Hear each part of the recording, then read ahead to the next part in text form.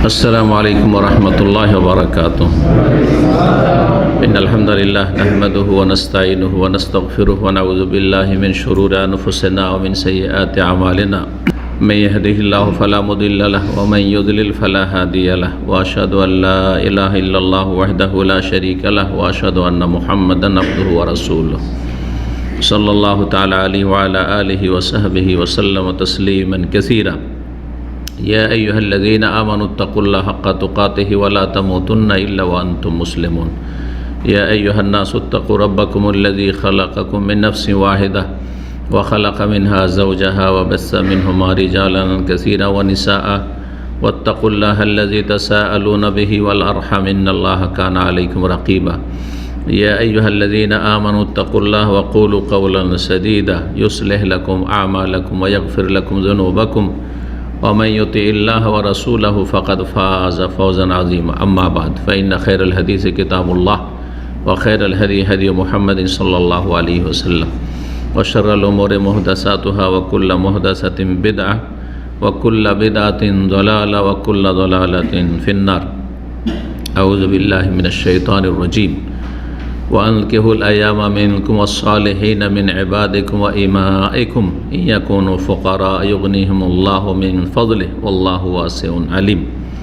সম্মানিত দিনী ভাতৃমণ্ডলী, আল্লাহ রাব্বুল আলামিনের প্রশংসা এবং প্রিয় নবী সাল্লাল্লাহু আলাইহি সাল্লামের উপর সালাত ও সালামের পর আজ 9 রবিউস সানি 1444 হিজরি মোতাবেক 3 নভেম্বর 2022 আমাদের সাপ্তাহিক বিষয়ভিত্তিক আলোচনা।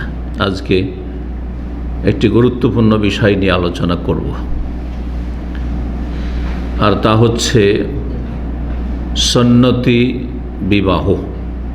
বিবাহের সুন্নত আমরা যে বিষয়ের নাম দিয়েছি, এর উদ্দেশ্য হচ্ছে বিবাহের সুন্নতি পদ্ধতি বা সুন্নতি তরিকায় বিয়ে শাদী।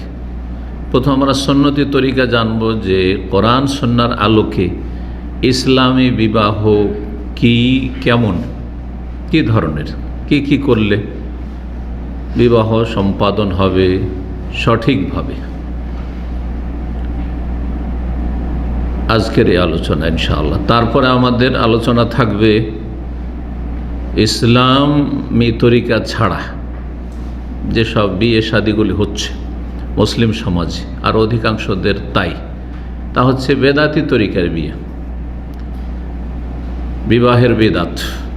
আলোচনা করেছি এর পূর্বে বিবাহের গুরুত্ব, বিবাহের উপকারিতা। আজকে আলোচনা হচ্ছে বিবাহের সুন্নত মানে সুন্নতি তরিকা, আর তারপর আলোচনা থাকবে বিয়ে শাদীর বেদাত, কুসংস্কার। আল্লাহ তৌফিক দান করেন। সুন্নাহ ভিত্তিক কোরআন এবং হাদিসের আলোকে যেইভাবে রাসূলুল্লাহ সাল্লাল্লাহু আলাইহি সাল্লাম বিয়ে শাদী করেছেন, সাহাবায়ে কেরামদের বিয়ে শাদী করিয়েছেন এবং তারা নবী সাল্লাল্লাহু আলাইহি সাল্লাম থেকে শিখেছেন, সেই তরিকার অনুসরণ করে বিবাহ শাদী করা বরকতের কারণ আপনি একটি নেকির কাজ করছেন। নেকির কাজ মানে ইবাদত। বিয়ে শাদী হচ্ছে একটি বড় নেকির কাজ, যার মাধ্যমে অর্ধেক ঈমান পরিপূর্ণ হয়। গত সপ্তাহের আলোচনাতে বিষয়টি এসেছে, হাদিস উল্লেখ করেছি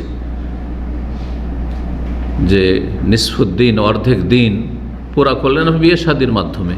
এখন আপনি ফরজ ওয়াজিব আদায় করার মাধ্যমে, হারাম নাজায়েজ থেকে বেঁচে থাকার মাধ্যমে, আল্লাহ রাব্বুল আলামিনের সন্তুষ্টিমূলক কাজের মাধ্যমে, অসন্তুষ্টির কথা কাজ থেকে বেঁচে থাকার মাধ্যমে বাকি দিনটা পূর্ণ করেন, তাহলে আপনি পূর্ণাঙ্গ দিনদার। বিয়ে শাদীর বিধিবিধান অন্যান্য বিধানের মতোই, এমনকি সালাত, যে সালাত সম্পর্কে জানা আছে আপনাদের, সালাত নামাজের ভিতরে বেশ কিছু বিধিবিধান রয়েছে, যার কিছু হচ্ছে রুকুন, সালাতের পিলার। এগুলো কয়টি রুকুন ফরজ? 14টি। কিছু আছে ওয়াজিব। কয়টি ওয়াজিব সালাতে আছে? 8টি। কিছু আছে শর্তগুলিও ফরজ, কিন্তু শর্তগুলি সালাত শুরু করার আগেই কমপ্লিট করতে হয়। এই জন্য ওগুলোকে শর্ত। আর সালাতের ভিতরে যেগুলো ফরজ সেগুলোকে রুকন বলা হয়, যেগুলি ছাড়া সালাত হবে না, ভুলে গেলেও হবে না। আর ওয়াজিব যেগুলি ভুলে গেলে ঘাটতি পূরণ করা সম্ভব হয়। তাহলে যে 8টি ওয়াজিব রয়েছে সেগুলি কোনোটি যদি ইচ্ছা করে ছাড়ে সালাত হবে না। আর যদি অনিচ্ছাকৃত ভুলবশত ছুটে যায় আর তারপরে ঘাটতি পূরণ করতে চায় তো সহসিদ্ধা দিয়ে ঘাটতি পূরণ করতে পারবে। কথা বোঝা গেছে? কিন্তু এগুলি সব কিন্তু সালাতের ভিতরে রুকন আর ওয়াজিবগুলি। আর শর্তগুলি সালাত শুরু করার আগে, কিবলামুখী হইতে হবে সালাত শুরু করার আগে, তাহারাত অর্জন করতে হবে, তাই না, সাতির আওরাত লজ্জায় স্থান ঢাকা থাকতে হবে, ইত্যাদি ইত্যাদি। আর কিছু বাকি আছে সালাতে? শর্ত হয়ে গেল, রুকন হলো, ওয়াজিব হলো, আর কি বাকি আছে? সুন্নাত। সালাতে বেশ কিছু কথা কাজ আছে যেগুলি হচ্ছে সুন্নাত। আমিন জোরে বলা, বুকে হাত বাঁধা, রফায়দাইন করা, তাই না, তসবিহগুলি একবারে বেশি পাঠ করা, এইভাবে অতিরিক্ত সূরা মিলানো সূরা ফাতিহার সাথে, এইভাবে দোয়া মাসুরা পড়া, এগুলো কি সুন্নাত। ঠিক ওই রকম বিবাহ শাদী, একবার সেম। বিবাহ শাদীর জন্য কিছু শর্ত রয়েছে, কিছু রুকন একেবারে ফরজ না হইলে বিয়ে হবে না, একবার বাতিল। আর কিছু আছে ওয়াজিবাত, ওয়াজিব, আর বাকি কিছু আছে সুন্নাত। এই সবগুলি মিলিয়ে বিয়ে, ইসলামিক বিবাহ। সূরা নূরের আয়াত নম্বর 32 পাঠ করেছি, সেটা দিয়ে শুরু করি। আল্লাহ রাব্বুল আলামিন ইরশাদ করছেন, যারা অভিভাবক দায়িত্বশীল তাদেরকে, বিশেষ করে মেয়েদের বিবাহের ক্ষেত্রে, কারণ ছেলেরা নিজে বিয়ে করে নিতে পারে, তাদের জন্য ওলির কোনো প্রয়োজন হয় না। সাবালক হয়েছে, টাকা পয়সা আছে, বিয়ে শাদী করে সামলাইতে পারবে, স্ত্রীর খরচ ভরণ পোষণ দিতে পারবে, বাসা দিতে পারবে, বিয়ে করে নিতে পারে। বা যদি পরামর্শ চাইবে, বিয়ে দেয় তো ঠিক আছে, না হলে বিয়ে ছাড়া গুনাহ থেকে বাঁচতে পারছি না, বিয়ে করে নেবে, কোনো রকম গুনাহগার হবে না, কারণ গুনাহ থেকে বাঁচা ফরজ।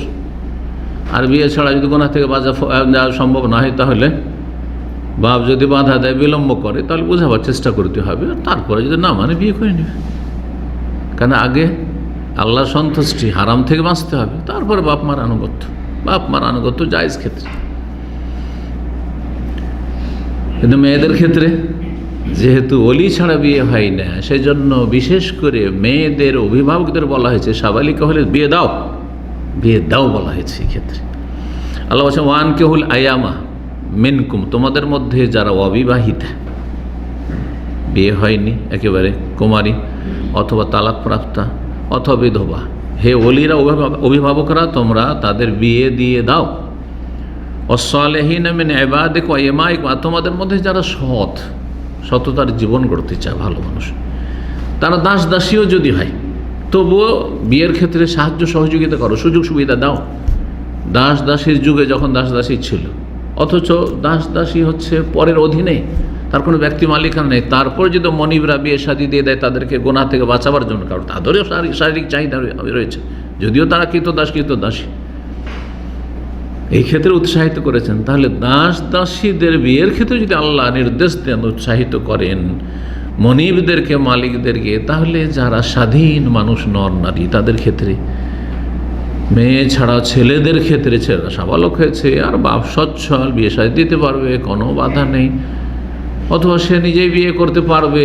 আর বলছে, না না না না, তোমার এখন সিরিয়াল আসেনি, এখন তো তোমার বড় ভাইয়েরই বিয়ে হয়নি, এখন আমার মেয়েগুলোরই বিয়ে হয়নি, হ্যাঁ সব সারবো তারপর।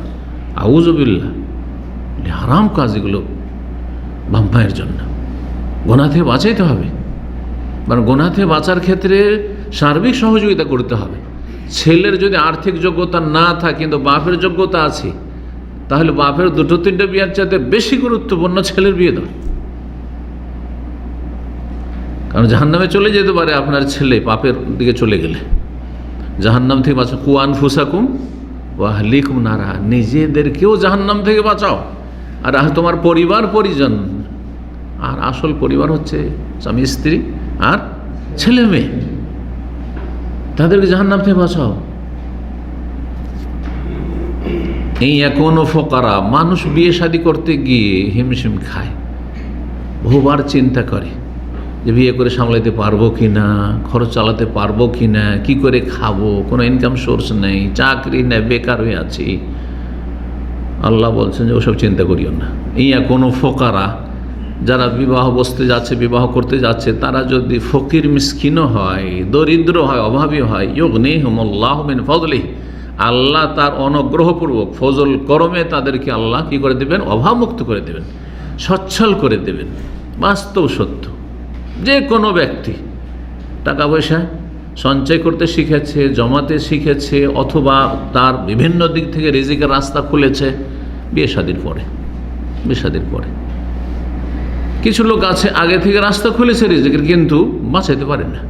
কিন্তু বিয়ে শাদীর পরে না, এটা দায়িত্ববোধ, দায়িত্ব জ্ঞান এসেছে যে না, আমার এখন চিন্তা করা উচিত, আমাকে সব কিছু চিন্তা ভাবনা করে করতে হবে। আমার স্ত্রী আছে, তারপরে ছেলে মেয়ে এসে গেছে অথবা আসবে, আসতে যাচ্ছে, ইত্যাদি ইত্যাদি, ভবিষ্যৎ আছে। এইসব চিন্তাগুলি অবিবাহিতদের সাধারণত হয় না। মাশাআল্লাহ ব্যতিক্রম কিছু আছে ভালো প্রকৃতির, সেটা ভিন্ন বিষয়। আল্লাহু ওয়াসিউন আলিম, আল্লাহ রাব্বুল কাছে কোনো অভাব নাই, তিনি প্রাচুর্যময়, যা চাইবে তাই পাবে। নিয়ত যদি সৎ থাকে যে আল্লাহ আমি গোনা থেকে বাঁচবার জন্য বিয়ে করেছি, তুমি রিজিক দাতা রাজ্জাক, তোমার নাম রাজ্জাক, তুমি রিজিকের ব্যবস্থা করো, তুমি আমার যত প্রয়োজন রয়েছে তুমি পুরা করে দাও, আল্লাহ পূরণ করবেন। এবং আল্লাহ সব কিছু জানছেন, আলিম। রাসূলুল্লাহ সাল্লাল্লাহু আলাইহি ওয়াসাল্লাম থেকে আব্দুল্লাহ ইবনে মাসউদ রাদিয়াল্লাহু তাআলা আনহু বর্ণনা করেছেন, বলছেন কালা লানা রাসূলুল্লাহ, আমাদেরকে একবার রাসূলুল্লাহ বললেন, ইয়া মাশারাশ শাবাব, হে যুবকরা, মান ইসতাতা মিনকুমুল বাআ, তোমাদের মধ্যে যারা বিয়ে করতে সক্ষম।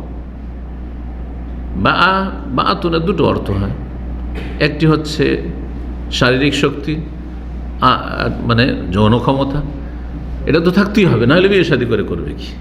আর একটি হচ্ছে তার সাথে আর্থিক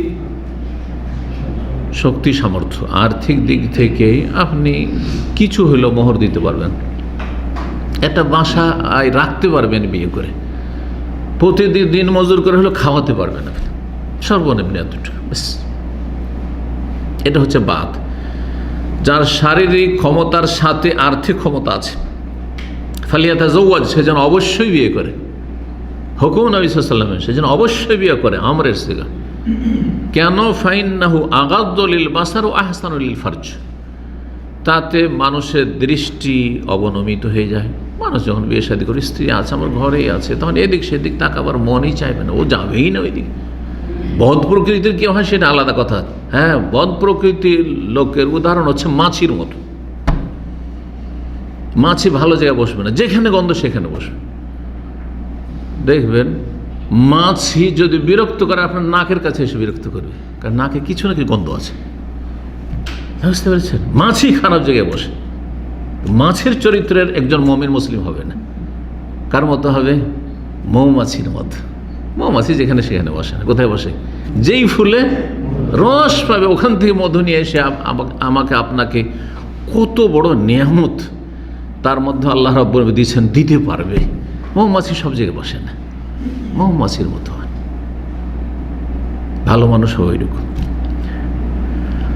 তো যেটা বলছিলাম, বিয়ে করো, তাতে দৃষ্টি নেমে যাবে। ও আহসানুল লিল ফারজ, আর লজ্জা স্থান সুরক্ষিত হয়ে যাবে, হারামের কোনো রকমের ঝুঁকি থাকবে না, সমকামিতার ফিতনা থেকে বেঁচে থাকবে, ব্যভিচারের ফিতনা থেকে বেঁচে থাকবে, আর কারোর সাথে অবৈধ প্রেম থেকে বেঁচে থাকবে। কারণ একজন যুবকের বা একজন পুরুষের একজন নারীর দিকে একটা টান আছে, একটা নারীর, একটা মেয়ের, একটা ছেলের দিকে, সাবালিকার সাবালকের দিকে টান আছে, এটা আছে তো, আমার কাছে তো আছে। পুরো টান আপনার আকর্ষণ হবে আপনার স্ত্রীর দিকে, আর তার আকর্ষণ আপনার দিকে যথেষ্ট। যে আপনার সৃষ্টিগত চাহিদা রয়েছে, যেটা ফিতরাত, যে একজন পুরুষের নারীর দিকে টান থাকবেই, একজন মেয়ের পুরুষদের টান থাকবেই, সেটাকে কি করতে হবে? নিয়ন্ত্রিত করতে হবে। আর নিয়ন্ত্রিত করা হয়েছে ইসলামে কিসের মাধ্যমে? বিবাহ শাদীর মাধ্যমে। সেটা যেন স্বাধীনভাবে না হয়, যাতে অশ্লীলতা সমাজে, পরিবারে, রাস্তাঘাটে স্কুল, কলেজে, পার্কে সব জায়গায় ছড়িয়ে পড়বে যা ছড়িয়ে পড়েছে। জি, বিবাহ শাদী হচ্ছে সমস্ত অশ্লীলতা নির্মূল করার সমাধান। অমাল্লামে আস্তা থেকে যদি না পারে বিয়ে করতে, শারীরিক ক্ষমতা আছে কিন্তু আর্থিক ক্ষমতা নেই, আর একটা রুম ভাড়া নেওয়ারও ক্ষমতা নেই, এত হিম্মতও নেই যে ডেইলি দিন মজুর করে এসে খাওয়াবো, ফালে বিশ্বম, তার রোজা রাখো। অথবা পরিস্থিতি ঠিক আছে, এগুলো পারবো কিন্তু এখন আমি বাইরে আছি, এখন বিয়ে করে নিয়ে করবেন কি? বিয়ে করলেন দেশে, 2 বছর আরও যাবেন না, যে না দেশে গিয়ে বিয়ে করব। এই 2 বছর কি করে কাটবে? যৌবন, হ্যাঁ? অথবা ভালো মেয়ে পাচ্ছেন না, একটা মেয়ে ভালো ছেলে পাচ্ছে না, দিনদার ছেলে পাওয়া যাচ্ছে না, বিলম্ব হচ্ছে বিভিন্ন কারণে, তো ফালাইহি বিসসাম, তখন সিয়াম পালন করে রোজা রাখো বেশি বেশি। এই রোজা রাখার হুকুম শুধু ছেলেদেরকে নয়, পুরুষদেরকে নয়, যেমন যুবকদেরকে তেমনই যুবতীদেরকে। ফাইন্নাহু লাহু ওয়াজা, এতে হবে কি যে তোমার যৌন ক্ষুধা নিবৃত্ত হবে, মানে দমন থাকবে, ঠান্ডা থাকবে, উত্তেজিত হবে না, গোনা থাকবে। সহিহ বুখারী সহিহ মুসলিমের হাদিস। মেয়েদেরকে বিয়ে করলে মানুষরা 4টি গুণ দেখে। নবী সাল্লাল্লাহু আলাইহি ওয়াসাল্লাম 4টি গুণ দেখতে বলেননি, আমাদের সব বক্তারা ভুল করে। কি বলে? তুনকাহুল মারআতু লিআরবাইন, 4টি গুণ দেখে বিয়ে করো। ভুল ফতোয়া এবং ভুল ব্যাখ্যা রাসূলুল্লাহ সাল্লাল্লাহু আলাইহি হাদিসের। মানুষকে বিভ্রান্ত করা হচ্ছে 4টি গুণ দেখতে গিয়ে।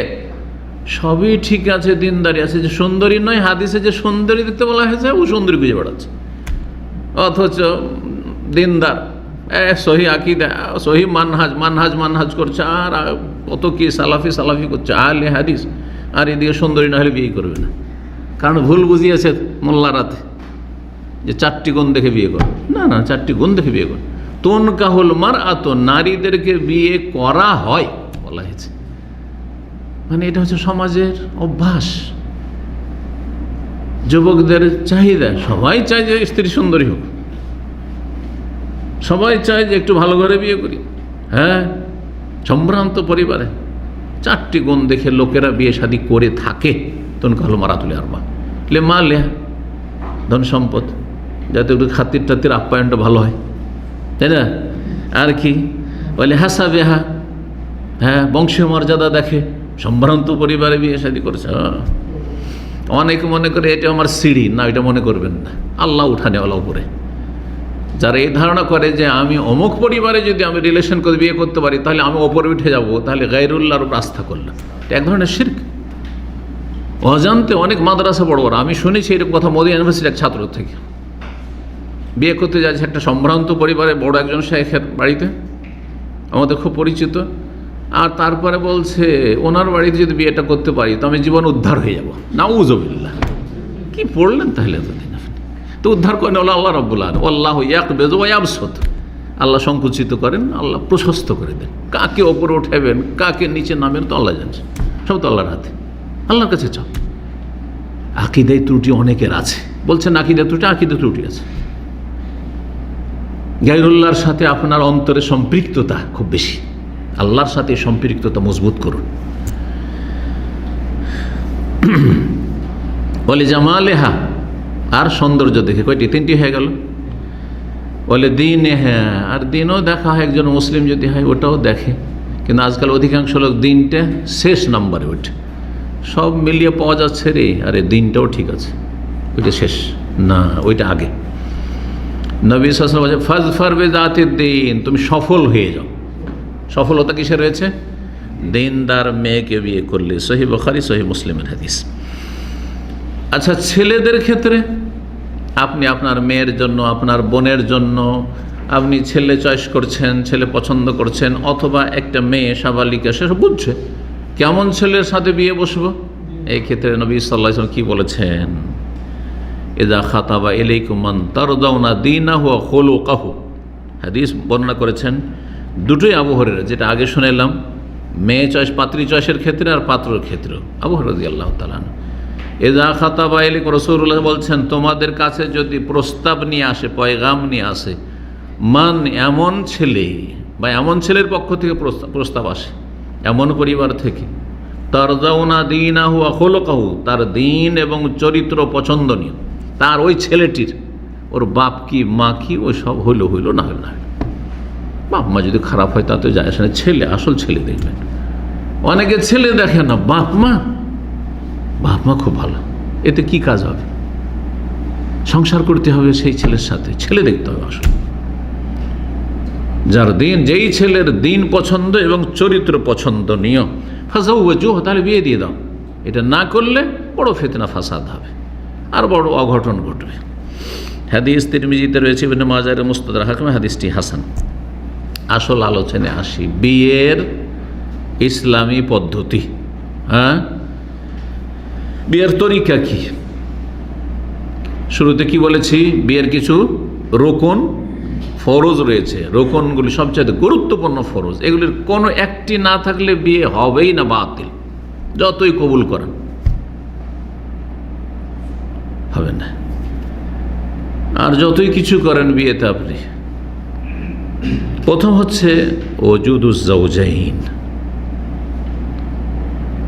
পাত্র পাত্রী জোড়া, দুটো জোড়া আর অস্তিত্ব থাকতে হবে। পাত্র আছে, পাত্রী আছে, এর অস্তিত্ব আবশ্যক। পাত্র আছে আর পাত্রীও আছে। এমন পাত্র শুধু থাকলে হবে না, এমন পাত্র পাত্রী হইতে হবে আল খালিয়াইন মিনাল মাওয়ানে, শরীয়তে বিবাহ শাদী শুদ্ধ হতে যেসব বাধাগুলি রয়েছে সেগুলো থেকে মুক্ত পাত্র পাত্রী। মানে এই দুইজনের আপসে বিবাহতে কোনো রকমের যেন শরীয়তি বাধা না থাকে, এটা এক নম্বরে। ছেলেও আছে, মেয়েও আছে, ছেলের মেয়ের সাথে বিয়ে দিচ্ছেন কিন্তু বাধা আছে। যেমন আপসে মাহারাম নিজের ভাতিজিকে বিয়ে করেছে, ভাগ্নিকে বিয়ে করেছে, এগুলো সাধারণত আমাদের সমাজে করে না, কিন্তু কিছু করে। কি? নানা বিয়ে করেছে নাতিনকে। বরং হিল্লার বিয়ে বাংলাদেশে ঘটেছে, ফ্রান্সে থাকে। আমাকে সরাসরি জিজ্ঞেস করছে যে এখন মোল্লা ফতুয়া দিল যে তোমার স্বামী তো তোমাকে তালাক দিয়ে দিচ্ছে, এখন তোমাকে হালাল করার জন্য কি করতে? হিল্লা দিতে হবে। তো বলছে আর কোথায় আর হিল্লা দিব, ঘরেই রাখি, বাইরের লোক তো জানবেন না। তো ঘরে কাকে? নানার সাথে আপন নাতিনকে বিয়ে করে তার সাথে আমোদ ফুর্তি করে তারপরে 2-3 দিন রেখে তারপরে ছেড়ে দিল। বলছে হালাল্লা হইল এটা।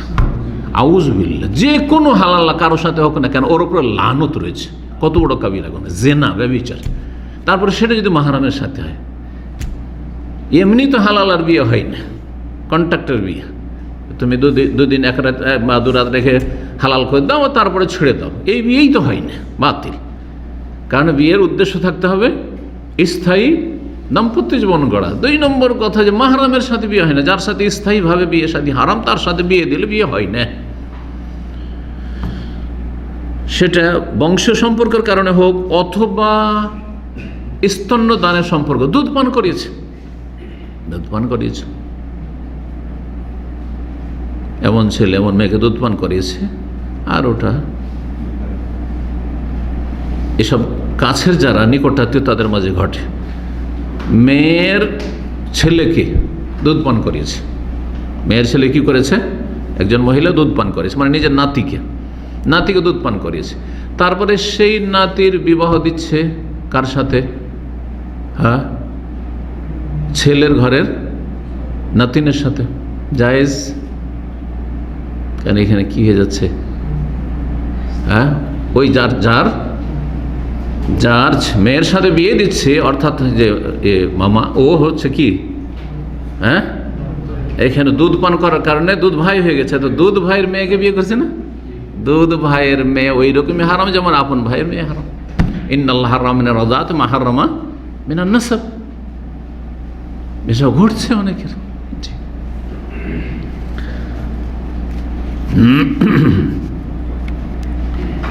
অথবা একজন মুসলিম আরেকজন কাফের, পুরুষ কাফের, এক মুসলিম মহিলা হিন্দুকে বিয়ে করেছে, খ্রিস্টানকে বিয়ে করেছে, ইহুদিকে বিয়ে করেছে। না, কোনো মুসলিম মহিলা কোনো কাফেরকে বিয়ে করতে পারে না, সে কাফের মুশরিক হোক অথবা আহলে কিতাব হোক, ইহুদি নাসারা হোক। মনে রাখবেন, মুসলিম মেয়ে কোনো অমুসলিম পুরুষকে বিয়ে করতে পায় না, বাতিল। যদি এখানে ছেলেও আছে মেয়েও আছে, কিন্তু ছেলে কাফের, সুতরাং কোনো মুসলিম মেয়ে যদি বিয়ে করান, বিয়ের সব ঠিক আছে, ইজাব কবুল এই সেই মোহর সব কিছু ঠিক আছে, খুতবা সব ঠিক আছে, বড় শেখকে দিয়ে আল্লামাকে দিয়ে পীর সাহেবকে দিয়ে খুতবা দিয়েছেন, বিবাহ বাতিল, কাফের সাথে বিয়ে হয়নি। এর বিপরীতটা যদি হয় তাহলে আহলে কিতাবের ক্ষেত্রে, অর্থাৎ কোনো পুরুষ ছেলে মুসলিম যদি আহলে কিতাব মেয়েকে, ইহুদি খ্রিস্টানদের মেয়েকে বিয়ে করে তো অনুত্তম, তবে জায়েজ। অনুত্তম কেন? বড় ঝুঁকিপূর্ণ। আর আজকালকার যুগে শুধু ঝুঁকিপূর্ণ না, বরং জাহান্নামে যাওয়ার কারণ। বিয়ে করেছে খ্রিস্টান মেয়েকে বা ইহুদি মেয়েকে আহলে কিতাব, আর তারপরে বাচ্চাগুলো সবগুলি খ্রিস্টান হয়ে গেল। এই শর্তে যে একজন মুসলিম ছেলে যখন বিয়ে করবে একটা ইহুদি নাসারা, ইহুদি খ্রিস্টান মেয়েকে, তখন এতটা অবশ্যই তার কি থাকতে হবে, ক্ষমতা থাকতে হবে যে আমার যে বাচ্চাগুলি জন্মেবে সেগুলিকে আমি মুসলিম করে রাখবো, জাহান্নাম থেকে রক্ষা করতে পারবো। কিন্তু মায়ের ক্ষমতা আজকাল বেশি, মায়ের দাপট বেশি, মায়ের টানও ছেলে মেয়েদের মায়ের দিকে টান প্রাকৃতিকভাবে বেশি, যার ফলে বড় বড় ঘরে বড় বড় কথা রয়েছে। বিয়ে করেছে এরকম আহলে কিতাব ঘরে, সব খ্রিস্টান হয়ে গেছে। কথা বোঝা গেছে? আর যদি মুশরিক হয়, মেয়ে মুশরিক হয়, তো মুশরিককে বিয়ে করা যায় না। জি, তাহলে পাত্রপাত্রী কেমন হইতে হবে? যেখানে শরীয়তে বিয়ে শাদীতে কোনো বাধা নেই। 2 নম্বর রকম হচ্ছে ইজাব হইতে হবে। ইজাব সহজ ভাষায় বুঝাইতে হইলে বাংলায় বিয়ের প্রস্তাব, হ্যাঁ, অভিভাবকের পক্ষ থেকে অথবা অভিভাবকের যিনি স্থলাভিষিক্ত উকিল হবেন। আবার অভিভাবক থাকতে উকিল লাগে না। আমাদের মূর্খ সমাজে ওলি বাপ মেয়ের বাপ মজুদ আছে, একজন উকিল, কে বিয়ের উকিল, অমুক উকিল। কিসের উকিল? উকিল কখন লাগে? যখন কেউ জেরা করতে পারে না। কথা বোঝা গেছে না? কেস টেসে আদালত থেকে জেরা করতে সাধারণ মানুষ পারে না, সেই জন্য একটা উকিল ধরতে হয়। আর যদি নিজের কথা নিজে বলতে পারে, কেন উকিল ধরে পয়সা দিতে হবে? কথা বোঝা গেছে? শুধু বিয়ে শাদীর উকিল আর কেসের উকিল না, কেনাকাটারও উকিল রয়েছে। আমি যদি নিজেই খরিদ করতে পারি মার্কেটে গিয়ে, এখানে মার্কেটে গেলাম, আমার সামনে আমি কিনলাম, তা আপনাদের কাউকে কেন বলবো যে ভাই এই জিনিসটা আমার কিনে নিয়ে এসো? আপনি কিন্তু আমার উকিল। কখন উকিল ধরবো? যখন আমি যেতে পারছি না, অথবা আমি যাব না, ভাই আমার অমুক জিনিসটা আপনি কিনে নিয়ে আসেন, আপনি আমার বাইশেরা কিনা বেচার ক্ষেত্রে উকিল। কথা বোঝা গেছে? ঠিক ব্যবসা বাণিজ্য আকদে ব্যয়, ওইরকম আকদে নেকা। আকদের নেকাটা আমরা বলি, কিন্তু আকদে ব্যয় বলি, একই রকম বিধিবিধান। তো অলি অথবা অলির যিনি কি স্থলাভিষিক্ত, অলি বাইরে আছে, অনুমতি দিয়ে দিয়েছে যে হ্যাঁ আমার মেয়েটার বিয়ে দিয়ে দিও, আমি যেতে পারছি না। ভাইকে দায়িত্ব দিয়েছে যে তুমি আমার পক্ষে উকিল থাকলে, মানে দায়িত্বশীল থাকলে কি করবে? প্রস্তাব ছেলেকে বলবে যে আমি আমার মেয়ের অথবা আমার ভাতিজা, আমার ভাইয়ের পক্ষ থেকে বা আমার মেয়ের, আমার বোনের তোমার সাথে বিয়ে দিয়ে দিলাম। এটার নাম হচ্ছে ইজাব। শব্দগুলো কিন্তু আমাদের সমাজে আছে, ইজাব কবুল, কিন্তু অনেকে বুঝে না যে ইজাব কি আর কবুল কি। কবুলটা বুঝে, কিন্তু ইজাব বুঝেই না। ইজাব হচ্ছে এইটা। আরবিতে বলে জাওয়াজতুকা ফুলানা, অমুক মেয়ের তোমার সাথে বিয়ে দিয়ে দিচ্ছি। যদি না যে বাপের নাম বলতো আমাদের সমাজে, এই বাপের নাম বললে না হইল না কাজ, আবার বল। এগুলো বাড়াবাড়ি কিন্তু। বাস চেনলেই হলো। বাপের নাম ছাড়া যদি চেনা সম্ভব না হয়, তাহলে বাপের নাম সহ বলবে। তো জাওয়াজতুকা ইবনাতি, আমার মেয়ের তোমার সাথে বিয়ে দিলাম। জাওয়াজতুকা উখতি, আমার মেয়ের বা আমার বোনের তোমার সাথে বিয়ে দিয়ে দিলাম। এটা হচ্ছে কি? বিয়ের প্রস্তাব। বিয়ে দেওয়ার জন্য অভিভাবকের প্রস্তাব। একটা প্রস্তাব হচ্ছে পয়গাম দেওয়া, না ওই প্রস্তাব না, এটা হচ্ছে বিয়ের সময়, বিয়ে পড়াচ্ছেন এখন প্রস্তাব। আচ্ছা, আমাদের সমাজে বিয়ে পড়ার তরিকাটা আলাদা। বাপ চুপচাপ বসে আছে, হ্যাঁ আপনারা বিয়ে পড়িয়ে দেন। এটা শরীয়তের তরিকা নয় আসলে, কিন্তু জায়েজ। উত্তম কি? আমি আমার মেয়ের তোমার সাথে বিয়ে দিচ্ছি। ছেলে বলবে যে আমি কবুল করছি। এই যে ছেলে বললো কবুল করছে, ওইটা কবুল। আর মেয়ের বাবা যেটা বললো সেটা হচ্ছে ইজাব। জি হ্যাঁ। এখন এটা করছে কি? একজন হুজুরটা কহেছে, ওটা একটা ইনকাম সোর্স। আর তারপরে তো হুজুর ছাড়া বিয়ে হবে না। হুজুর ছাড়া যেমন হিন্দুদের পাশাপাশি থেকে হিন্দুদের ব্রাহ্মণ ছাড়া কোনো পূজা পাঠ হয় না, ঠিক তেমন আমাদের সমাজে এরকম যার ফলে হুজুর বিয়েটা পড়িয়ে দেন, হ্যাঁ সমাজের লোক বলছে বা মেয়ের বাবা বলছে, আর তারপরে শুধু বলে হ্যাঁ হ্যাঁ আমার পক্ষ থেকে অনুমতি আছে, খুব বেশি যদি জানে তাহলে বলবে, আর তারপরে তখন বিয়ে পড়াচ্ছে। এই যে প্রস্তাবটা পেশ করছে, এই হুজুর যেন যে বিয়েটা পড়াচ্ছে মেয়ের বাবার পক্ষে, অভিভাবকের পক্ষে তো উকিল, এখানে উকিল, ওর নাম উকিল বলে না বলে, দায়িত্বশীল, নিজে করতে পারতো, আসল হচ্ছে নিজে করা। তো হয়ে গেল এটা ইজাব। 3 নম্বর যে রুকুন হচ্ছে 3টি, বিয়ের রুকুন হচ্ছে 3টি, শুরুতে বলেছি 3টি রুকুন। তৃতীয় রুকুন হচ্ছে কবুল। এই কবুলটা কে করবে? ওহুয়া লাফজু সাদির মিনাজ জাওজ, ছেলে যে স্বামী হতে যাচ্ছে সে কবুল করবে। কি বলবে? আরবিতে কাবেল তো হাজার জওয়াজ বা হাজার নিকাহ, বা শুধু কাবেল তো আমি কবুল করলাম, আমি কবুল। আরবিতে বলা কোনো জরুরি না, যে ভাষা বুঝে সেই ভাষায় বলবে। কিন্তু একজন বাঙালি যদি আরবি বুঝে আর বলে কাবেল তো ভালো, আর না বুঝলে মন্ত্র পাঠ করবে না, বলে আমি কবুল করলাম। তুমি কবুল করলে? বলে হ্যাঁ কবুল করলাম। আমি তোমার সাথে বিয়ে দিলাম? বলে আমি কবুল করলাম। এটার নাম হচ্ছে কবুল। জি, স্বামী সরাসরি হইতে পারে, অথবা স্বামীর উকিলও হইতে পারে। এই ক্ষেত্রে উকিল হইতে পারে, ওই ছেলে পাত্রর উকিল হইতে পারে। পাত্র বোবা বিয়ে করছে, ওর পক্ষ থেকে কেউ, হ্যাঁ বোবাও যদি বুঝে, ইশারা ইঙ্গিতের ভাষা বুঝে, আর যদি হ্যাঁ কবুল করলে তাহলে এটি কবুল। কিন্তু ইশারা তো হইতে পারে, যদি না যে বাকশক্তি দিয়ে জবান দিয়ে হইতে হবে। জি হ্যাঁ। তাহলে সংক্ষেপে রুকুন কয়টি বিয়ের? 3টি। পাত্র পাত্রী এমন থাকতে হবে যে আপোষে বিবাহতে কোনো রকমের শারঈ বাধা নেই। 2 নম্বর রুকুন হচ্ছে ইজাব হইতে হবে। 3 নম্বর হচ্ছে কবুল হইতে হবে। বিয়ে হয়ে গেল, বিয়ে হয়ে গেল। ওয়াজিব আছে, এখন ওয়াজিব বা শর্ত আছে। শর্ত বিয়ের আগে থেকে শর্তগুলো পুরা করতে হবে। ওয়াজিব আছে আর শর্ত আছে। তো শর্তগুলো বলি। শর্ত হচ্ছে এই যে পাত্র পাত্রী বা ছেলে মেয়ে, এদের নির্দিষ্টকরণ, নির্দিষ্ট করতে হবে যে অমুক ছেলের অমুক মেয়ের সাথে বিয়ে। শুধু ছেলে আর মেয়ে থাকলে হবে না, এটা যুবক আছে, একটা যুবতী আছে, বাস এতটা যথেষ্ট না। ওটা তো রুকুন ছিল, কিন্তু নির্ধারণ করতে হবে। ধরেন এত করে লোক বসে আছে, আমরা বিয়ে পড়াচ্ছি, কার বিয়ে কার সাথে পড়াচ্ছি? যেই বাড়ির মেয়ের বিয়ে হচ্ছে ওই বাড়িতে আরও 2-1টা মেয়ে আছে, কোন মেয়ের সাথে বিয়ে পড়াচ্ছি তা নির্ধারণের নির্দিষ্টকরণ হইতে হবে। তাইন হইতে হবে। তাইন ও কুল্লি মিনাজ জাওজাইন বিল ইশারাতে আও বিত তাসমিয়াতে, হয় ইশারা ইঙ্গিতে এই ছেলের, এটাও চলবে, এই ছেলের এই মেয়ের সাথে বিয়ে দিচ্ছে, হতে পারে। অথবা নাম উল্লেখ করে অমুক ছেলের অমুক মেয়ের সাথে, অমুকের ছেলে অমুক আর অমুকের মেয়ে অমুকের সাথে বিয়ে দিচ্ছি। অথবা কোনো গুণাবলী বলে, গুণবাচক নাম দিয়ে হইতে পারে। নাম না হয়ে যদি গুণবাচক নাম হয় তবুও চলবে। আমাদের দেশের মানুষদের কত যে বাড়াবাড়ি আছে। একটা নাম রেখেছে খুব সুন্দর আরবি নাম, ওইটা বিয়ের দিনে শুধু উচ্চারণ হবে, আর সারা জীবন গ্রামবাসী ওই নামটা জানেই না কেউ। ডাক নাম, যদু, মধু, এগুলোই নাম সব, কথা বোঝা গেছে। আর ওই শুদ্ধ নামটা কোন দিন উচ্চারিত হবে? বিয়ের দিনে। বাস, জি, বড় সমস্যা মুসলিম সমাজ আমাদের।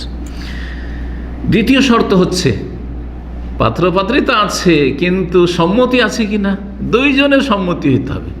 ছেলেও রাজি এই মেয়েকে বিয়ে করতে, মেয়েও রাজি এই ছেলেকে বিয়ে করতে। অনেক সময় রাজি থাকেন না। আর কত যে ধরনের বিয়ে হয়, রাতের অন্ধকারে ধরা পড়লো, হ্যাঁ খেতে ধরা পড়লো ছেলে আর মেয়ে, হচ্ছে না আমাদের সমাজে। এমনকি ওয়াজ মাহফিলে রাত্রে ওয়াজ করতে গিয়ে অন্ধকারে ধরা পড়ছে, এইগুলোও ঘটছে, অঘটন ঘটছে। এই জন্য রাত্রে এইসব বড় বড় মাহফিল করা, সেখানে মহিলাদের হাজির করার চাইতে দিনে মাহফিল সেরেন, এটা হচ্ছে অনেক নিরাপদে ফিতনার যুগে। যেখানে সেখানে ধরা খাচ্ছে, ধরা পড়লে আমাদের সমাজের লোকেরা কি করে? বলছে একটাই সমাধান, বিয়ে পড়িয়ে দিতে হবে। এটা কোনো শরীয়তই না যে ধরা পড়লে বিয়ে পড়িয়ে দিতে হবে, এটা আমাদের সামাজিক প্রথা মাত্র। অনেক সময় জায়েজ, অনেক সময় না জায়েজ। যদি 2 জনের সম্মতি থাকে তাহলে তো জায়েজ, কিন্তু অনেক ক্ষেত্রে সম্মতি নেই। ও বদমাইশি করছিল কিন্তু বিয়ে করবেন ও ছেলে, হ্যাঁ লুচ্চামি করছে কিন্তু বিয়ে করবেন না, ওই রকম মেয়ে বিয়ে করবেন না। কিন্তু এইসব নষ্ট মেয়ে, ঠিক আছে, কিন্তু বিয়ে করা না, বিয়েতে রাজি না, বিয়ে করবি না তুই, মেরে লাল করে দেবো, মারের ভয়ে বিয়ে করলো, বিয়ে হবে হবে না। শর্ত সম্মতি থাকতে হবে, ছেলে মেয়ে পাত্র পাত্রী দুইজনের কি থাকতে হবে, সম্মতি থাকতে। আচ্ছা, সম্মতি বিয়ের মজলিসে না আগেই নিতে হবে, মতামত আগেই নিতে হবে। এখানে আমাদের সমাজে খুব কুসংস্কার আছে। মেয়ের বাবা মা বিয়ে দেবে, ভালো একটা ছেলে পেয়েছে, কিন্তু মেয়ের লাইনঘাট অন্য জায়গায় আছে, অথবা এই ছেলেকে পছন্দ করে না, অনেক সময় কালো ছেলে পছন্দ করে না, বিয়ে করবে না, এমনকি যাবেও না ওর বাড়ি। আমার শ্বশুর গ্রামে একটা গল্প বলছে, বাড়ির নাম না বললে তো অসুবিধা নেই, তাই না? খুব ধনী লোক, বড় কোম্পানির মালিক, ধনী লোক ধরেন, ওর বাড়িতে বিয়ে হচ্ছে, মেয়ে রাজি না, না ওর নিজের চাচাতো ভাইয়ের সাথে ধন সম্পদ বাইরে না চলে এত ধন সম্পদ ঘরের মধ্যে বিয়ে দেবে, বলছে না আমি ঘরে বিয়ে করবো না, বাইরে বিয়ে করবো। এরকম খারাপও না, এমন জবরদস্তি বিয়ে দিবে। মেয়ে রাজি না, ওর নানি দাদি সবাই চেষ্টা করছে, কোনো মতে না। করলো কি, মাথাটা ধরে একটু ঝুঁকিয়ে দিল তার দাদি বা নানি, মাথাটা ধরে কি করলো, একটু ঝাঁকানি দিল। তারপরে বলছে ওই যে কবুল করাইতে এসছে, আমাদের সাথে আর এক বিধাত আছে কবুল করানোর, মেয়েকে কবুল করানোর। তো কবুল করাতে বলছে এই যে মাথা ঝুঁকিয়ে দিয়েছে, হ্যাঁ করে দিয়েছে, হয়ে গেল বিয়ে। হয়নি বিয়ে হয় না, ভালো করে শুনে রাখেন। মায়ের ভয়ে বিয়ে করেছে, হয়নি। মেয়ে রাজি না, কিন্তু বাপের চাপে বিয়ে করেছে, অন্য জায়গায় বিয়ে করে, আমি এখানে করবো না, আমি যে কোনো কারণে হোক না কেন।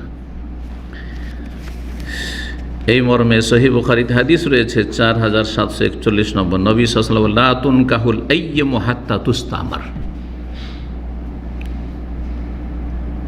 বিধবা অথবা তালাক প্রাপ্তা সাইয়্যিবা যেটাকে বলা হয়েছে, অকুমারী, তালাক হয়ে গেছে অথবা বিধবা হয়ে গেছে, কুমারী না অকুমারী, মেয়ের বিয়ে দেওয়া চলবে না যতক্ষণ পর্যন্ত তার হুকুম না নেওয়া হবে।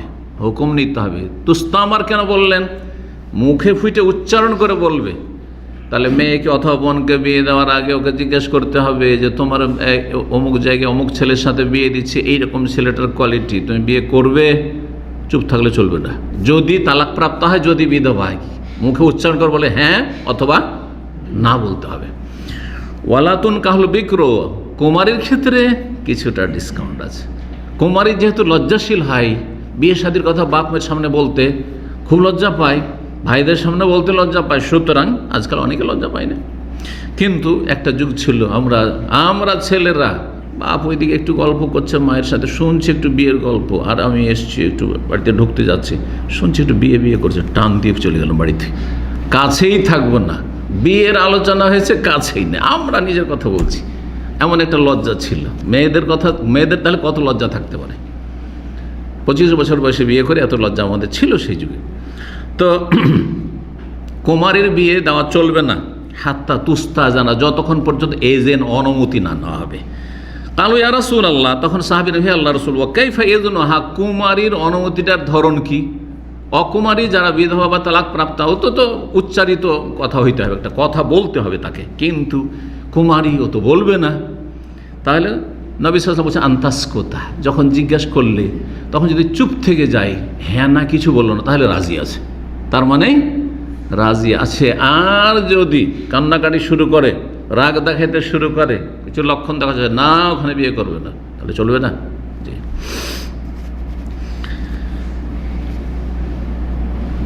3 নম্বর শর্ত, কয়টি শর্ত হলো? 2টি হয়েছে না? 3 নম্বর শর্ত হচ্ছে যে মেয়ের বিবাহ ওলি ছাড়া হবে না, ওলিকে বিবাহ দিতে হবে। ছেলের ক্ষেত্রে ছেলে একা গিয়ে বিয়ে করছে, অসুবিধা নেই, কিন্তু মেয়ের বিবাহ অভিভাবককেই দিতে হবে। কারণ আল্লাহ রাব্বুল আলামিন অভিভাবককে সম্বোধন করে বলেছেন, ওয়া আনকিহুল আয়ামা মিনকুম ওয়াস-সালিহিনা মিন ইবাদিকুম, সূরা নূর আয়াত নম্বর 32 যেটা দিয়ে আজকের আলোচনা শুরু করেছিলাম। হাদিস নবী সাল্লাল্লাহু আলাইহি ওয়াসাল্লাম, আইয়ুমা ইমরাতিন, যে কোনো মহিলা নাকাহাত নাফসাহা বিগাইরি ইজনি ওয়ালি, বিনা ওলির অনুমতিতে যদি নিজেই বিয়ে বসে যায়, কোর্ট ম্যারেজ করে নেয়, পালিয়ে গিয়ে বিয়ে করে নেয়, কোথাও গিয়ে বিয়ে করে নিল, ফানিকাহ বাতিলুন, তার বিয়ে হচ্ছে বাতিল বাতিল বাতিল। নবী সাল্লাল্লাহু আলাইহি ওয়াসাল্লাম 3 বার বলেছেন। তিরমিজির হাদিস 1021 নম্বর হাদিস সহিহ। 4 নম্বর শর্ত হচ্ছে বিয়ের জন্য, যেটা না হলে বিয়ে হবে না, তা হচ্ছে বিয়ের ওপর বিয়ে যখন হচ্ছে সেই সময় সাক্ষী রাখা। কমপক্ষে কয়জন সাক্ষী হতে হবে? 2 জন সাক্ষী হতে হবে, 2 জন পুরুষ সাক্ষী হতে হবে, 2 জন সাক্ষী হতে হবে।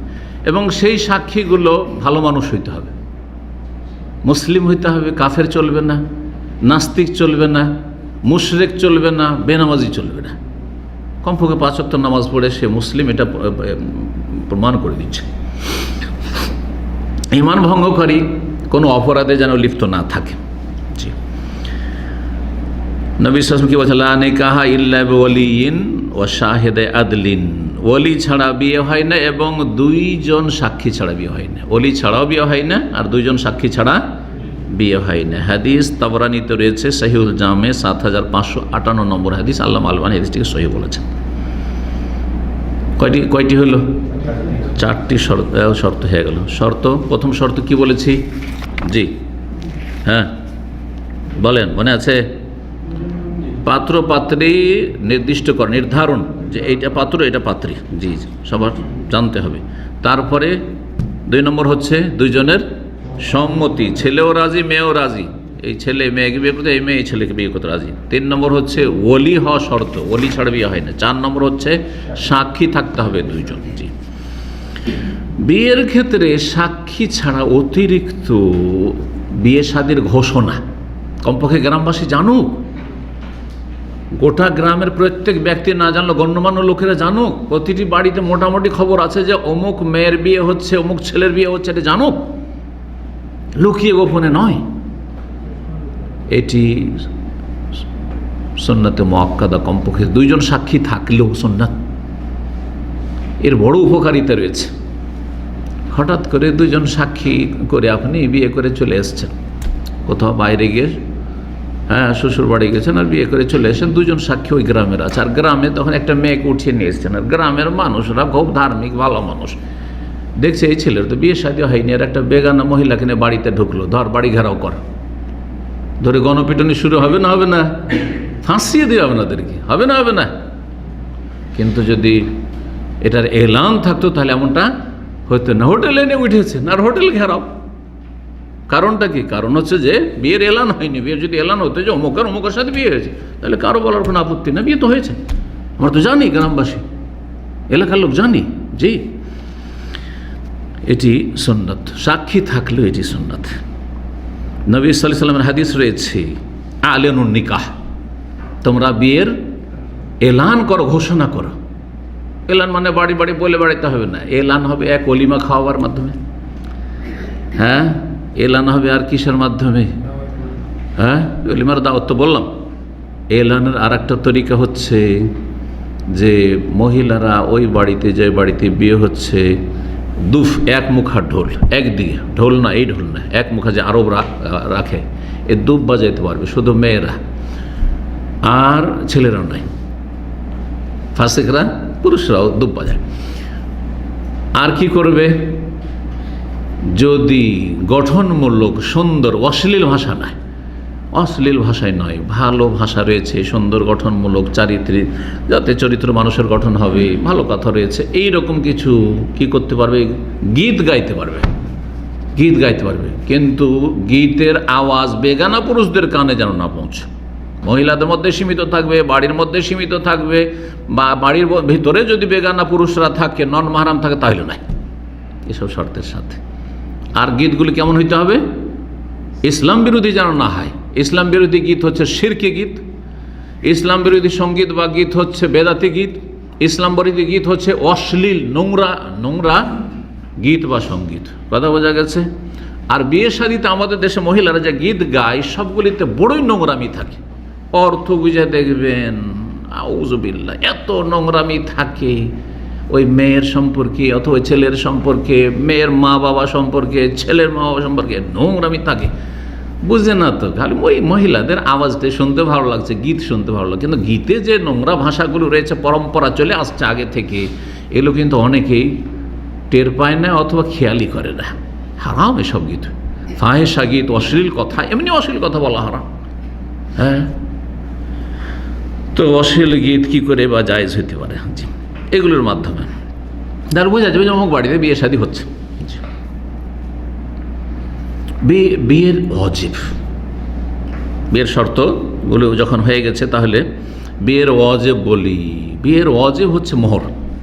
মোহর কি? ওয়াজিব। কিন্তু মোহরের দুটো অপশন আছে। মোহরে মুআজ্জাল নগদ মোহর, যেটি সুন্নাত এবং যেটি নবী সাল্লাল্লাহু আলাইহি ওয়াসাল্লাম সাহাবায়ে কেরামদের আদর্শ। আর মোহরে মুআজ্জাল ওয়াও দিয়ে মানে ধারে মোহর, এটাও জায়েজ রয়েছে।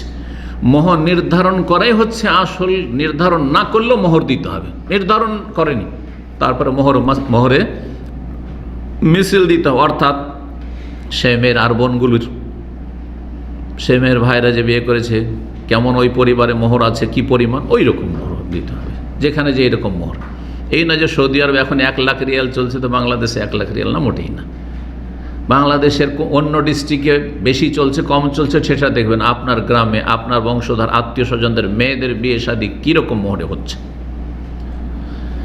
নবী সাল্লাল্লাহু আলাইহি ওয়াসাল্লাম সাহাবায়ে কেরামরা কেউ ধারে বিয়ে শাদী করেননি। সুতরাং ধারের বিষয়টি, বাকির বিষয়টি বড় ফাঁকিবাজি। 5 লাখ টাকা বেঁধে দিল আর তারপরে একটা পয়সা দেয় না, একটা পয়সা দেয় না। বাসর রাতে মাফ, আর না হলে যদি এখন মাফ না হয় তো মরার সময় তো মাফ হবে, তাই না?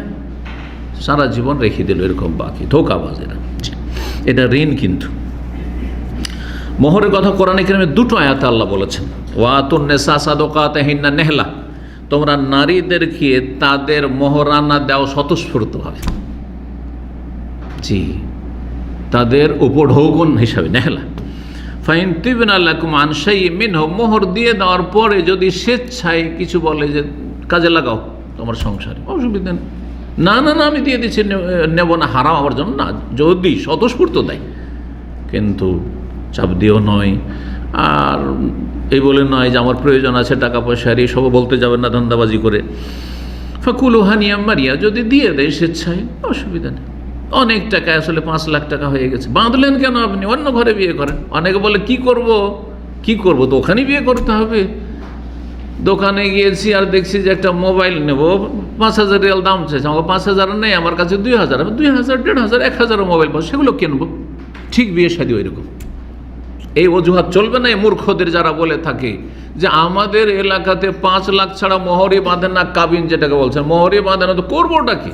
না না, করবো কি, যাও অন্য জায়গায় খুঁজো। যারা, তুমি যতটা মোহর দিতে পারবে ততটা মোহরে যারা মেয়ে দিতে প্রস্তুত তাদের ঘরে বিয়ে করা, এসব লোকের ঘরে বিয়ে করিও না। জি, মোহর সম্পর্কে ইখতিলাফ রয়েছে, রুকুন না ওয়াজিব। মালিকি মযহাবে মোহর হচ্ছে মিন আরকানে আকদিস জাওয়াজ, আকদে নিকাহ, বিবাহ বন্ধনের রুকুন।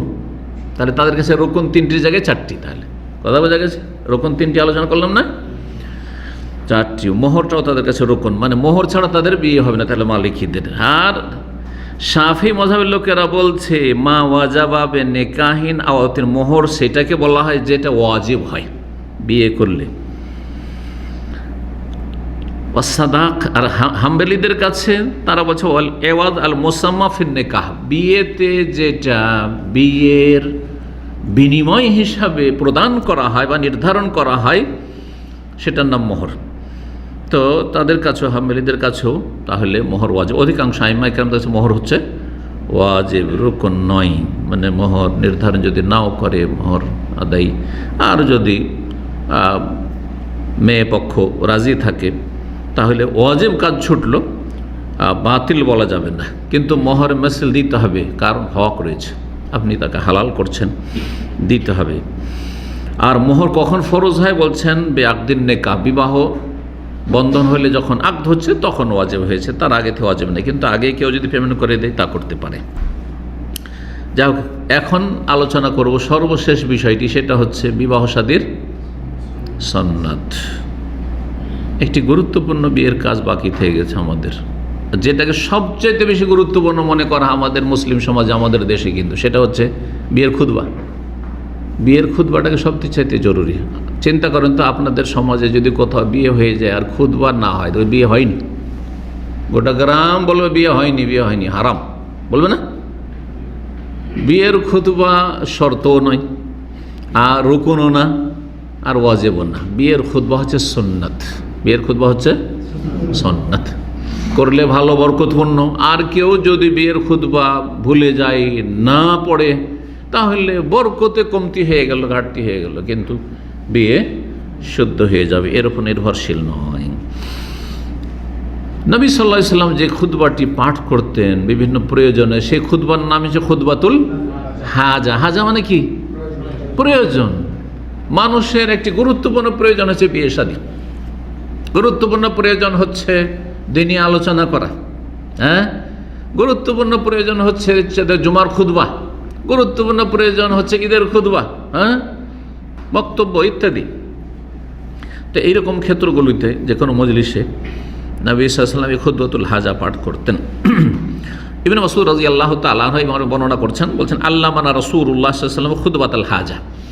রাসূলুল্লাহ আমাদেরকে প্রয়োজনের খুতবা শিখিয়েছেন, ফিন্নে কাহে ওয়া গায়রিহি, বিয়ের ক্ষেত্রে এবং অন্য অন্য ক্ষেত্রে। ইবনে মাসউদ বলে দিয়েছেন বিয়ের ক্ষেত্রে এবং অন্য অন্য ক্ষেত্রে। অন্য রিওয়ায়াতে রয়েছে তিরমিজিতে, নাসাইতে, আল্লামা আলবানী সহিহ বলেছেন আল্লামানা রাসূলুল্লাহ সাল্লাল্লাহু আলাইহি ওয়াসাল্লাম আত-তাশাহুদা ফিস সালাত ওয়া তাশাহুদা ফিল হাজা। রাসূলুল্লাহ আমাদেরকে তাশাহুদ শিখিয়েছেন সলাতেও, আর তাশাহুদ শিখিয়েছেন প্রয়োজনে। এবার কেমন কথা হইল? আমরা তো একটাই তাশাহুদ জানি, সেটা হচ্ছে আত্তাহিয়াতু লিল্লাহি ওয়াস সালাওয়াতু ওয়াত তাইয়্যিবাতু। এটা হচ্ছে তাশাহুদুস সালাহ, হ্যাঁ, নামাজের তাশাহুদ। নামাজের তাশাহুদকে তাশাহুদ কেন বলা হয়? কারণ তাতে শাহাদাতাইন রয়েছে, আশহাদু আল্লা ইলাহা ইল্লাল্লাহ ওয়া আশহাদু আন্না মুহাম্মাদান আবদুহু ওয়া রাসূলুহু। আর তাশাহুদ ফিল হাজা মানে প্রয়োজনে তাশাহুদ, মানে ইন্নাল হামদালিল্লাহ নাহমাদুহু ওয়া নাস্তাঈনুহু ওয়া নাস্তাগফিরুহু ওয়া নাউযু বিল্লাহি মিন শুরুরি আনফুসিনা ওয়া মিন সাইয়্যাতি আমালিনা মান ইয়াহদিহিল্লাহু ফালা মুদিল্লা লাহু ওয়া মান ইউদ্লিল ফালা হাদিয়া লাহু ওয়া আশহাদু আল্লা ইলাহা ইল্লাল্লাহ ওয়া আশহাদু আন্না মুহাম্মাদান আবদুহু ওয়া রাসূলুহু। এই যে এখানেও শাহাদাতান রয়েছে, এজন্য এর নাম হচ্ছে তাশাহুদ, এটাও তাশাহুদ। জি, তাশাহুদ ফিল হাজা মানে হচ্ছে খুতবাতুল হাজা। এ হাদিস তিরমিজি, নাসাই যেমনটা বললাম, এবং আল্লামা আলবানী রাহিমাহুল্লাহ হাদিসটিকে সহিহ বলেছেন মিশকাতুল মাসাবিদ। আর একটি সুন্নত হচ্ছে বিয়েটা যখন কমপ্লিট হয়ে যাবে, ইজাব কবুল হয়ে গেল, তখন সেই মজলিসে যারা আছেন অথবা পরে জানতে পারলেন যে বিয়ে হয়েছে অমুকের, ছেলে হোক অথবা মেয়ে হোক, উভয়কেই বরকতের দোয়া দিবেন। কি করবেন? বরকতের দোয়া দিবেন। সেই দোয়া বর্ণনা করেছেন আবু হুরায়রা রাদিয়াল্লাহু তাআলা আনহু, রাসূলুল্লাহ সাল্লাল্লাহু আলাইহি ওয়াসাল্লাম নবী সাল্লাল্লাহু আলাইহি ওয়াসাল্লাম কাউকে যখন মোবারকবাদ পেশ করতেন বিবাহ শাদী উপলক্ষে যে বিয়ে হয়েছে, তখন কি বলতেন? বারাকাল্লাহু লাকা ওয়া বারাকা আলাইকা ওয়া জামা বাইনাকুমা ফি খাইর বা ফিল খাইর, দুই রকমই রয়েছে। বারাকাল্লাহু লাকা, আল্লাহ তোমার জন্য বরকত দিক, ওয়া বারাকা আলাইকা, তোমার প্রতি আল্লাহ বরকত দিক তোমার উপর, ওয়া জামা বাইনাকুমা ফি খাইর, তোমাদের উভয়কে একত্রিত রাখুক এই দাম্পত্য জীবনে কল্যাণের সাথে, মঙ্গলময় জীবন দান করুক। কত সুন্দর দোয়া! তাহলে এই দোয়া হচ্ছে সুন্নাত। আর সম্মিলিত মোনাজাত বিয়ের মজলিস, সেটি হচ্ছে বেদাত। সুন্নাত বেদাত শিখলেন তো? আমাদের দেশে কি হয়? মোনাজাত হয়, বিয়ের মোনাজাত হচ্ছে বিয়ের মজলিসে, এটি বেদাত। আর এই দোয়া প্রত্যেকের পড়ে দোয়া দেওয়া, বিয়ে হয়ে গেল, কবুল হয়ে গেল, মাশাআল্লাহ তাবারাকাল্লাহ, বারাকাল্লাহু লাকা ওয়া বারাকা আলাইকা ওয়া জামা বাইনাকুম ফি খাইর। জি, হাদিস সহিহ, মুসনাদ আহমদে রয়েছে, সুনানে আরবাতে মানে আবু দাউদ, নাসাই, তিরমিজি, ইবনে মাজাহতে রয়েছে। জি, বিয়ের আরেকটি সুন্নত হচ্ছে যখন বিয়ে করতে যাবেন বা চাইবেন কোনো মেয়েকে, তখন মেয়েটিকে দেখে নেওয়া। দেখবে কে? যে বিয়ে করবে। কে দেখবে? মূলত যে বিয়ে করবে সে দেখবে। অতিরিক্ত দেখার যদি প্রয়োজন হয় তো সেই ছেলের ঘরের সংসারের মা, বোন, যারা মেয়েরা আছে তারা দেখবে। ঠিক আছে, যে আর একটু দেখে আসি, কথাবার্তা বলে আসি, কারণ শুধু ওইভাবে দেখে অনেক সময় সিদ্ধান্ত নেওয়া যায় না। ছেলেটা দেখলো, ছেলেও তো বিয়ের জন্য উঠে পড়ে মানে আছে যে কখন বিয়েটা হবে। এক্ষেত্রে একটি কথা মনে রাখবেন, অধিকাংশ ছেলেরা ওই যখন বিয়ে বসতে যায় বা বিয়ে করতে যায় তখন আবেগে থাকে, একটা পেলেই হইল, আর আজকাল তো বুঝতেই পারেন এই মেকআপ যে এত করা হয় কিসে, ওইটা আপনার বিউটি পার্লারে এমন করা হয় যে একেবারে কুৎসিতকে একেবারে কত যে সুশ্রী সুন্দরী বানিয়ে দেবে, আল্লাহ হেফাজত করুক, ঠিক না? আর অনেক সময় মেয়েকে বয়ে দিলেও দিচ্ছে, এইরকম ঘটনা বহু ঘটছে। দেখাইলো একটা আর দিয়ে দিল আর একটা উঠি, এইরকম কত যে মাসলা আমাদের কাছে আসে মাঝে মাঝে, এরকম ধোকাবাজি করেছে। মান গাসসানা ফালাইজ, এরকম ধোকা দিলে আমার উম্মতের না। তারপরে শর্ত কন্ডিশন যেহেতু ভঙ্গ করেছে, সুতরাং তালাক দিয়ে দিই, কোনো অসুবিধা নেই, রাখলে ভালো কথা আলহামদুলিল্লাহ, না হলে কোনো অসুবিধা নেই, কারণ শর্ত পুরা হয়নি, ধোকাবাজি করেছে। তো মেয়েকে দেখবে কে? যে ছেলে বিয়ে করবে, ছেলের বাপ দেখা, এটা আমাদের দেশের সামাজিক কথা। এখনো শ্বশুর হয়েছে নাকি, এরকম ঘটনা আমাদের এলাকায় ঘটেছে। ছেলের জন্য বউ দেখতে গেছে, দেখার পরে তারই সুরসুরি শুরু হয়ে গেছে, ওকে ভালো লেগে গেছে, নিজে বিয়ে করে ফেলেছে। কথা বুঝতে পেরেছেন? তো ওর জন্য জায়েজ কিনা বিয়ে করা? কেন দেখবে ও? ওর জন্য তো হারাম। আচ্ছা, বিয়ে হলো না, আসল হচ্ছে কোন যুবক যুবতীকে দেখবে, কোন পুরুষ বেগানা নারীকে দেখবে, আসল হচ্ছে হারাম। এটা শুনে রাখেন মশলাটা। কিন্তু এই হারামকে বিশেষ ক্ষেত্রে জায়েজ করা হয়েছে, বরং সুন্নত করা হয়েছে। কোনটা? যখন পাত্র সংকল্প করবে, ইচ্ছা করবে যে আমি বিয়ে করব। এখন এমনি না যে আগে থেকে দেখতে আছে বিয়ে করব না, এখনও 5 বছর বিয়ে করবো না, এখন থেকে দেখা শুরু করছে, না আমি এই বছরে এখনই 2-1 মাসের মধ্যে বিয়ে করব। তাহলে দেখো, হ্যাঁ, প্রথম প্রাথমিক খবর টবর নিয়ে নিই যে মোটামুটি বিয়ে করা যেতে পারে কিনা। হ্যাঁ, যেতে পারে। তারপরে একটু না দেখে নি, কনফার্ম হয়, তখন দেখবে। হারামকে হালাল করা হয়েছে, বরং সুন্নত করা হয়েছে কার জন্য? ওই ছেলের জন্য শুধু, ছেলের বাপের জন্য নয়। এর চাইতে বড় ফিতনা হচ্ছে ছেলের ভাইদের দেখা। এর চাইতে বড় ফিতনা হচ্ছে কারা? যত বন্ধু বান্ধব আছে, সব আত্মীয় স্বজন, বিশেষ করে দুলা ভাইয়ের তো একটা অধিকার আছে যে তুই বিয়ে করবি, তুই দেখিস আর না দেখিস, আমাদেরকে দেখতে হবে, কারণ তোর বোনকে বিয়ে করেছি, আমার এটা দখল, জবরদস্তি। কথা বোঝা গেছে না? কত জাহেল সমাজ হারাম কাজ করেছে। আচ্ছা, দেখতে যাওয়ার পরে আল্লাহ আকবার, গরুর হাটে এইরকম ভাবে দরদাম করা হয় না। আর পরীক্ষার হলে যারা BA পাস করেছেন, আর আমরা মদিনা পাস করেছি, এত কড়া ক্রান্তি পরীক্ষা নেওয়া হয় না। ছোটোকালে আমার মামার বাড়িতে আমি লেখাপড়া করেছি 2 বছর, এইরকম বয়সে 13 বছর বয়স, আবদুল্লাহর মতো। তো ওই দৃশ্যটা আমার মনে আছে। একটা মেয়েকে দেখতে এসছে, পাশের বাড়ি আমার চাচাতো মামা, ওর মেয়েকে দেখতে আসার পর জিজ্ঞেস করছে কোন সূরায় 9 মিম, কোন সূরায় নেই মিম। প্রশ্ন হচ্ছে কোন সূরায় 9 মিম, কোন সূরায় নেই মিম। এই বয়সে তখন আমি চিন্তা করতাম, আমি তো মাদ্রাসা, ওই গ্রামে কেউ মাদ্রাসা পড়ে, শুধু আমি চিন্তা করি এর উত্তর তো আমারও জানা নেই রে বাবা। আর মেয়েটাকে জিজ্ঞাসা করে ফেলেছে। আর যদি মেয়ে জবাব, আমি তো জবাব দিতে পারবো না, তো মেয়েটা কি জবাব দেবে? তো ফেল, তাহলে তো বিয়ে হবে না। আউযু বিল্লাহি মিনাশ শাইতানির রাজিম। এগুলি প্রশ্ন, আউযু বিল্লাহ। যেসব এলাকায় বিড়ি বাঁধা আছে, আমাদের অঞ্চল খুব বিড়ি বাঁধা, আমাদের গ্রামে আমাদের বাড়ি ছাড়া সবগুলি বিড়ি বাঁধা, আর আমার শ্বশুর বাড়ি ছাড়া সব গ্রাম বিড়ি বাঁধা, সব ইল্লা মাশাআল্লাহ। আচ্ছা, বর্ডারে গ্রাম ছিল আমাদের গ্রামটা, সমস্ত বাড়িওয়ালারা ব্লক করে বাংলাদেশের সাথে, এই দেশের ইন্ডিয়ার সামান বাংলাদেশ পাঠানো, আর বাংলাদেশ থেকে ব্ল্যাক ব্যবসা যেটাকে বলা হয় পাচার, একমাত্র এক্সেপ্ট আমাদের বাড়ির। আমার ব্যাস ওইসবে নেই আমি, যার ফলে ওই গ্রাম ছেড়ে দিয়েছি যে এই বর্ডারে থাকা যাবে না, কারণ এখানে ভালো মানুষের বাস বড় মুশকিল। তো কি বলছিলাম, এসে জিজ্ঞাসা করে বিড়ি বাঁধতে জানে কিনা। হ্যাঁ, বিড়ি বাঁধতে জানে কিনা, বিড়ি বাঁধা, জি আউযুবিল্লাহ। এক এক এলাকা এক এক রকমের। যাই হোক, তো দেখবে কে? শুধুমাত্র ওই ছেলে, শুধুমাত্র ওই ছেলে। আর যেমনটা বললাম যে অতিরিক্ত দেখতে হলে বাড়ির মহিলারা দেখে আসবে ভিতরে গিয়ে। 4 নম্বর সুন্নত। কয়টি সুন্নত? 3টি হয়ে গেছে না? 4। আচ্ছা, যদি না দেখে সুন্নত, তার মানে যদি না দেখে বিয়ে করে কোনো অসুবিধা নেই। না দেখে যদি বিয়ে করে কোনো অসুবিধা নেই।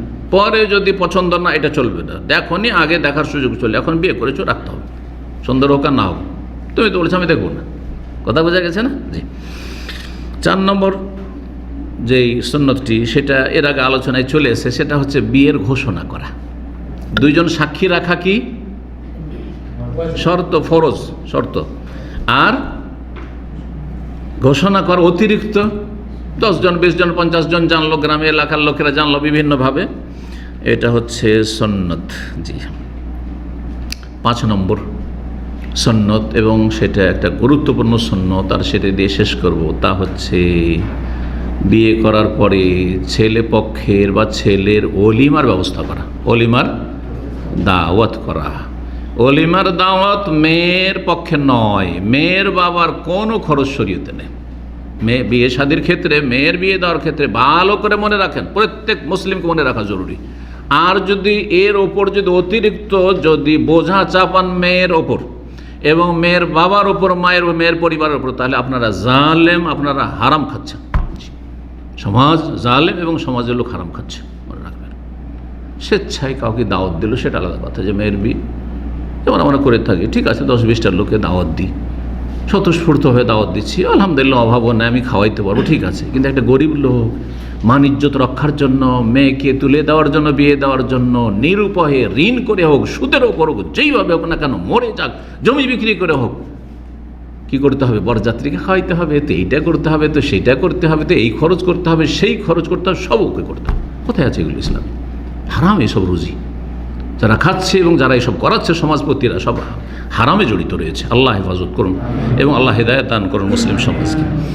ওলিমা কার দায়িত্ব? এই সুন্নত, সুন্নাতে মুআক্কাদা, ভালো করে শুনে রাখেন। এবং কেউ কেউ ওয়াজিব বলেছেন, কিন্তু ওয়াজিব নাই, সুন্নাতে মুআক্কাদা অধিকাংশ আইম্মাদের কাছে। হানাবিলা, শাফিঈয়া, হানাফিয়া এদের কাছে হচ্ছে সুন্নাতে মুআক্কাদা। একমাত্র মালিকিরা বা জাহিরি এরা ওয়াজিব বলেছেন ওলিমাকে। ওলিমার ক্ষেত্রে সর্বনিম্ন যতটা পারেন আপনি। নবী সাল্লাল্লাহু আলাইহি ওয়াসাল্লাম আব্দুর রহমান বিন আওফ যখন বিয়ে করলেন, মদিনা এসে ব্যবসা বাণিজ্য করে মুহাজির ছিলেন, একটু পয়সা হয়েছে, বিয়ে করলেন। প্রথম নবী সাল্লাল্লাহু আলাইহি ওয়াসাল্লাম জানলেন যে বিয়ে করেছে, দেখি বোঝা যাচ্ছে বিয়ে করেছে, একটু সেজা আছে। তো বলছেন যে মাহিয়াম, কি ব্যাপার, দেখে খুব সুন্দর লাগে, স্মার্ট লাগে, যে তাজাওয়াজ তুই ইয়া রাসূলুল্লাহ, বিয়ে করেছি। আলা ওয়াজনে নাওয়াতি মিন যাহাব, স্বর্ণের ছোট্ট একটা স্বর্ণ ছিল আমার কাছে, ওইটাই মোহরে দিয়েছি, ওইটাই দিয়ে আমি বিয়ে করেছি। ব্যাস, একটা স্বর্ণের ধরেন আপনার কানের একটা কিছু অথবা একটা আংটি, বিয়ে করা যেতে পারে। মোহরের পরিমাণ সর্বনিম্ন কোনো পরিমাণ নেই। মোহর যে কোনো উপকারিতা হইতে পারে, টাকা পয়সাও জরুরি নয়, এটা বিষয়ে মনে রাখতে হবে। তো নবী সাল্লাল্লাহু আলাইহি ওয়াসাল্লাম তাকে বললেন যে ওলিমা করেছো, আউলেম ওয়ালাউ বেশা, তুমি ওলিমা করো যদিও একটা ছাগল হয় না কেন। কেউ বলে সর্বনিম্ন এটা, সর্বনিম্ন একটা ছাগল না, অনেকে আছে যে একটা ছাগলও খাইতে পারবেন, তো মুরগি দিয়ে যদি ওলিমা করবে, হতে পারে না? হ্যাঁ, মাছ ভাত দিয়ে ওলিমা করবে, হবে না? হতে পারে। কেউ একটু রুটি সবজি খাওয়াই ওলিমা করতে পারে, ওলিমা যে কিছু দিয়ে হইতে পারে। ওলিমার ক্ষেত্রে যারা খেতে আসবে তাদের ডিমান্ড পুরা করতে হবে, এটা ইসলাম বিরোধী কথা। কারণ আজকাল যারা দাওয়াত খেতে আসে, খাওয়াইতে পারবে না তো কেন ডেকেছে? খাওয়াইতে পারবে না তো দাওয়াত কেন দিয়েছে? এটা বলার আপনার অধিকার নেই। আপনাকে যা জুটেছে তাই নিয়ে পেশ করেছে, পরিবেশন করেছে, আপনার পোষায় খান, না হলে দোয়া দিয়ে চলে যান। কথা বোঝা গেছে? আল্লাহ বুঝার তৌফিক দান করুন। নবী সাল্লাল্লাহু আলাইহি সাল্লামের জীবদ্দশায় তাঁর সিরাতে ওলিমাগুলি দেখেন। বিয়ে শাদী হইল সফিয়া রাদিয়াল্লাহু তাআলা আনহার সাথে, কার কাছে কি আছে নিয়ে আসো। কেউ একটু খেজুর নিয়ে আসলো, কেউ একটু পনির নিয়ে আসলো, কেউ একটু ছাতু নিয়ে আসলো, কার কাছে ছাতু আছে দুটি বাঁধা, আর সব নিয়ে এসে যে যা খাবে খাও, হয়ে গেল অলিমা, হয়ে গেল। তাহলে কয়টা খেজুরে অলিমা হইতে পারে, ছাতু যদি অলিমা হইতে পারে তো রুটি অলিমা হইতে পারে, ডাল রুটি অলিমা হইতে পারে, কোনো অসুবিধা নেই। যা জুটেছে তাই খাওয়াচ্ছি। আল্লাহ বুঝার তৌফিক দান করে। আর যদি সৌদি আরবে অলিমা করে, আর যদি সে খাসি বা আর গরুর বিরিয়ানি না করে যদি আপনার রুজবখারি, শুকনো রুজবখারি যেটা জুমার দিন আমরা দিই সেটা দিয়ে দেয়, খাওয়াইতে পারবে না, আবার দাওয়াত দেওয়ার কী দরকার ছিল? এটা বলার আপনার অধিকার আছে? জাহেল কোথাকার, কোনো অধিকার নেই। যা পেরেছে সে তাই খাওয়াইয়েছে। কথা বোঝা গেছে? আল্লাহ বুঝার তৌফিক দান করুন। এখানে আজকের আলোচনা শেষ করছি। রব্বুল আলমিনের কাছে দোয়া করি আল্লাহ রব্বুল আলমিন প্রতিটি মুসলিমকে বিয়ে শাদী সুন্নতি পদ্ধতিতে সম্পাদনের তৌফিক দান করুন। সমস্ত রকমের বিদাত থেকে, কুসংস্কার থেকে, জুলম অত্যাচার থেকে, অন্যায় থেকে, হারাম খাওয়া থেকে, হারাম আচরণ থেকে, অশ্লীল কথা কাজ থেকে আল্লাহ বাঁচিয়ে রাখুন। আল্লাহ রাব্বুল আলামিন আমাদের সার্বিক জীবনে সার্বিক দিক থেকে বরকত দান করুন। সমস্ত রকমের বালা মুসিবত অনিষ্ট থেকে আল্লাহ হেফাজত করুন। ওয়া সাল্লাল্লাহু সাল্লাম আলা নবিয়ানা মুহাম্মদ ওয়া আলা আলিহি ওয়া সাহবিহি আজমাইন।